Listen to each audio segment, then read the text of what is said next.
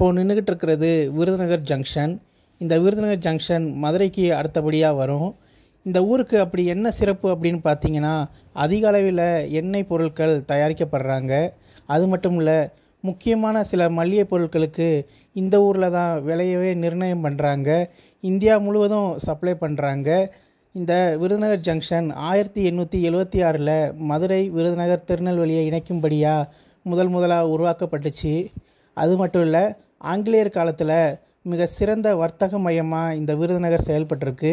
பழைய பாட்டில் கூட கேள்விப்பட்டிருப்பீங்க, விருதுநகர் வியாபாரி அப்படின்னு சொல்லி. இந்த விருதுநகரில் என்ன ஒரு இது அப்படின்னு பார்த்தீங்கன்னா, தென் மாவட்டங்களை இணைக்கக்கூடிய முக்கியமான ரயில்வே ஸ்டேஷனாக இது செயல்படுது. கல்வி தந்தை, கல்வி கண் திறந்த கர்ம வீரர் காமராஜர் பிறந்த ஊருங்க இது. மதுரையிலிருந்து ஒரு 50 கிலோமீட்டர் தொலைவில் இந்த ஊர் அமைஞ்சிருக்கு. முக்கியமான தேசிய நெடுஞ்சாலைகள்லாம் இந்த ஊர் வழியாக கடந்து போகுது.